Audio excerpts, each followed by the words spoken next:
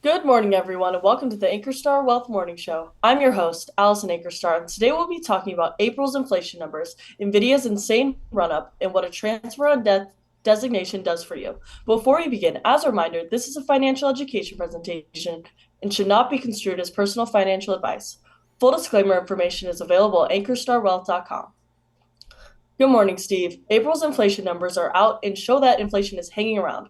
What does that mean for the markets? Hey, good morning, everybody. Good morning, Allison. Obviously, we're back at the morning show after almost a week off due to the conference. Lots of good learning, lots of good networking. Hopefully, you caught Allison's podcast interview yesterday. If not, go back and listen to that because that is just good stuff and good perspective from the next generation, which was a lot of the focus of the conference. But the question at hand, also, we have a new format today, so thanks to the office team for putting this together. As always, we are open to feedback, so hit us with it, and we will try to make it better from here. But I think what we have is vastly improved as far as the format and the camera work. Hopefully the audio is going to come through. We'll find out more today. If it's coming through crystal clear, otherwise we'll fix that. But the question at hand is inflation. So that was the headline when I woke up this morning. Inflation rose 0.4% in April and 4.7% from a year ago. Those numbers were about just a little worse than what was expected. So not good, but not necessarily horrible. But what I want to draw your attention to is what does that do for the Fed and their likelihood of raising rates. And I'm going to put it in bold here right in the middle of the screen if I can. Basically, I had forecasted, we had forecasted here at Ankerstar Wealth that there was only the last rate hikes going to occur in this quarter. We have one scheduled meeting left, so it's either we're done with rate hikes or there will be one more. And this took it from the odds were that there was not going to be any more rate hikes. This changed the odds to now a 56% chance of having one more rate hike. In the big picture, I don't think that makes any difference whatsoever. I think that the market is right-sizing to the new rates, and whether we tack on another quarter point or not is largely irrelevant to how things are going to go down. But so maybe there's a rate hike, maybe there's not, but I feel confident that this will be the last one, and then we're off to the races for the second half of the year. So in summary, not good for the inflation numbers, but also not terrible. So maybe the Fed has one more, maybe they don't. But in the big picture, when you zoom out, quarter two is when we finally stop raising interest rates and we can move on to growing the economy again. Next, Nvidia has been an absolute tear this year, moving up over 150%. What's your take on this stock and AI investing as a whole? Yeah, so this is driven, by chip making, and there's lots of players in the space, but unequivocally, Nvidia is the best, right? So, and you can see from this chart, it is a one-year chart. It started 2023 at $160. It's more than doubled since then. I'll scroll up here a little bit at the bottom if you can see that, 160% on the year. So golf clap for people who had this. We did not have it in the models. We had some shares in the book, but not in any of our core holdings, right? So we missed it. What we do have is ROBT, which is over here. This has not performed as well, but 35 to 43, pretty decent move up, but it has all of the names. So when you think of year-to-date change, that's what, 19%, so a nice move. Yes, I know it's not 160%, but it does have Nvidia in it. However, you're basically taking all the artificial stuff, intelligence stuff, and putting them all into one basket, and then riding the entire theme higher. While Nvidia's in favor right now with that big run up, it also leaves other folks out of favor, like Intel here, which will pop up real quick. Here's the one-year chart in Intel, and again, when Nvidia is screaming higher, who's going to be the loser? Yesterday was Intel down 5%. Overall, when you look at, I would say honestly, Nvidia, even though they're the lead horse, they're probably a little overvalued. So I'm not just going to hop in on buy something that's up 160%. Nor am I going to leave Intel for dead, right? I think so.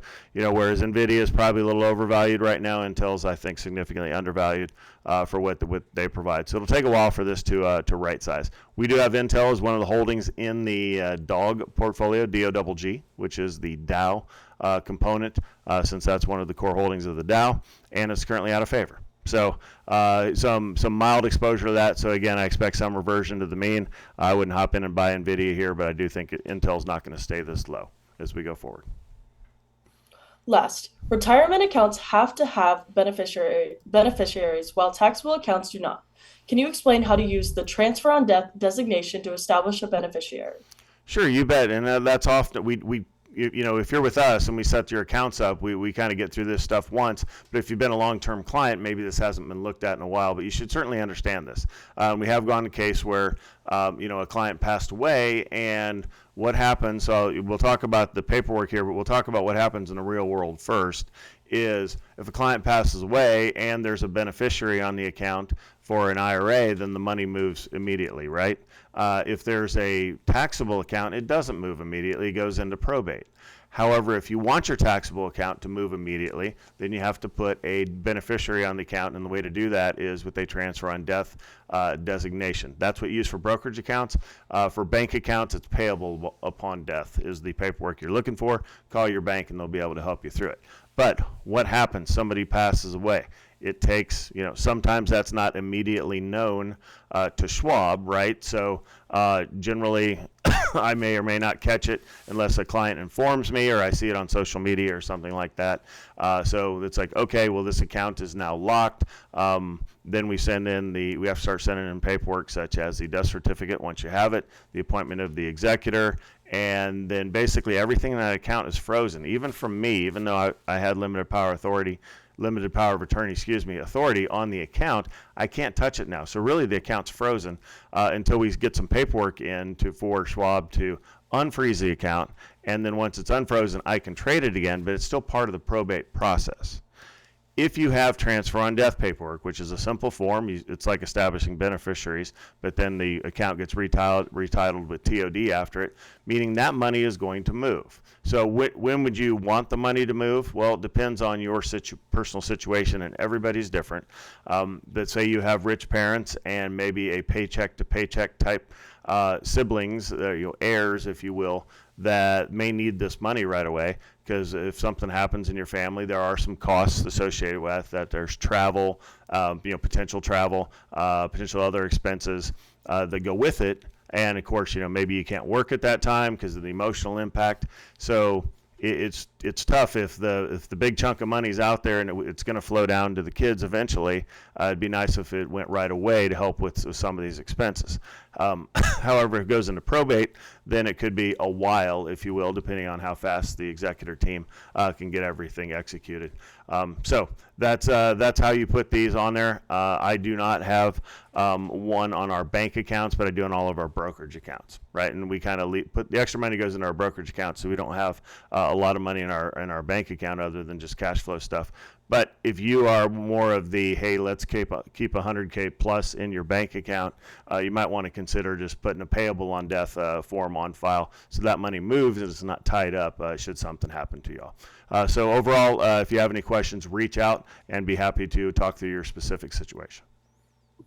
Thank you, everyone, for your questions. Please submit your questions as a comment through social media or directly to our email at vipservices@ankerstarwealth.com. And don't forget to like and subscribe to get daily updates. That's all we have for today's show. I'm Allison Ankerstar, and we'll see you tomorrow.